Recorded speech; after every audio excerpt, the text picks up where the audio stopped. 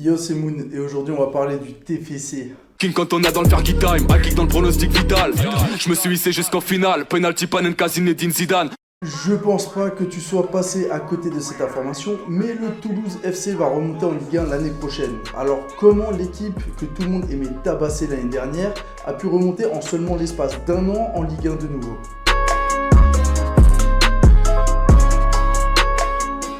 Bordeaux descend en Ligue 2 et Toulouse remonte en Ligue 1. Certains seront très contents et d'autres beaucoup moins. Et si Bordeaux ne veut pas rester trop longtemps en Ligue 2, il ferait mieux de s'inspirer de leurs rivaux toulousains. La base de toute saison aboutie est une tactique bien ficelée et bien rodée. C'est ce que Montagnier a réussi à mettre en place en axant son jeu sur la possession. D'abord avec un dispositif à 3 défenseurs, puis ensuite à 4 défenseurs, la compo de Toulouse tourne principalement avec une grosse exploitation du milieu de terrain et de ses couloirs. Un milieu costaud basé sur un MDC qui est Spearings et bien sûr la création Van Den Boomen dont on reviendra un peu plus tard. Une attaque qui était tout à la base composée de Onaiwu à gauche, Ngumu à droite et Evitili en neuf.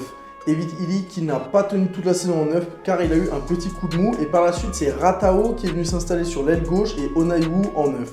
Pour ce qui est de la défense, Depay le gardien évolue assez haut pour participer au jeu de l'équipe. Quant à Spearings qui joue en qualité de 6, il redescend très souvent au milieu de la charnière centrale pour aider à porter le ballon et à créer le jeu. Et c'est là que les latéraux jouent un rôle très important puisqu'ils sont quasiment collés à la ligne pour participer au jeu sur les couloirs. Il faut aussi jeter un coup d'œil au placement des joueurs offensifs. Ils sont tous les trois calés sur la même ligne comme on peut le voir sur cet extrait là. Onaiwu aimante une bonne partie des adversaires pour permettre aux deux autres de partir dans la profondeur. Bien entendu, pour orchestrer le jeu, vous avez toujours l'inévitable Van Den Boomen qui est toujours là pour permettre la circulation du ballon.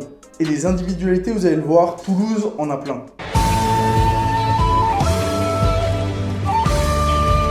Après la tactique, il faut parler des joueurs, et ils ont tous plus ou moins réussi à tirer leur épingle du jeu cette saison.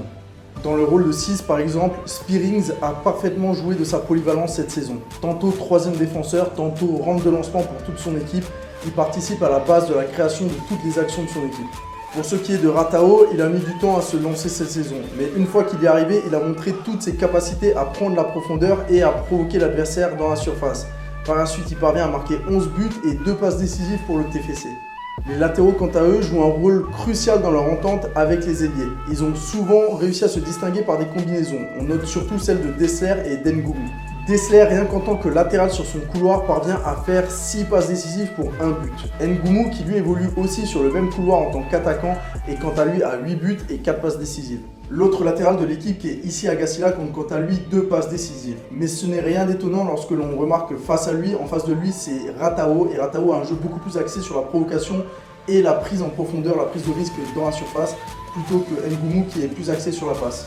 Les deux numéros 9 de l'équipe ont aussi été extrêmement prolifiques pour Toulouse cette saison. Onaiwu est à 10 buts et 2 passes décisives, tandis que Rhys Ili est quant à lui à 20 buts et 4 passes décisives. À eux deux, ils cumulent 30 buts rien que cette saison, et Evitili est le seul cette saison à avoir marqué un quadruplé en Ligue 2, faisant de lui le meilleur buteur du championnat, mais aussi de Toulouse la meilleure attaque du championnat. Et pas seulement, ils parviennent même à devenir la meilleure attaque de l'histoire de la Ligue 2 puisqu'avec 82 buts, ils battent le record de la compétition.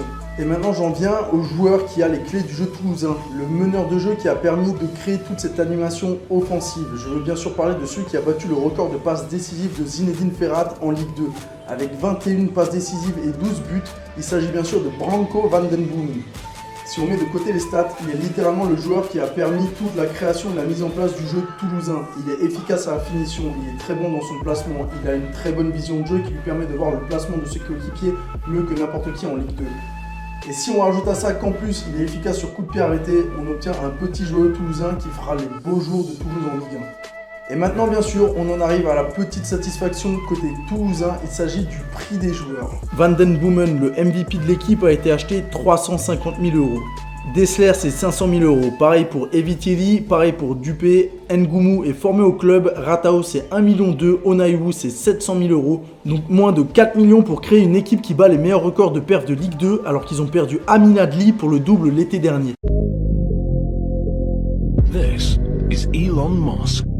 Alors là, vu comment je vous ai vendu Toulouse, vous devez vous dire que c'est une équipe incroyable, qu'elle va tout éclater en Ligue 1 et tout, mais bien sûr, il faut modérer les propos. S'il y a un point négatif à ressortir de cette équipe, c'est probablement sa gestion des offensives dans la profondeur. Les défenseurs ont du mal à gérer tout ce qui est rapide et tout ce qui va trop vite.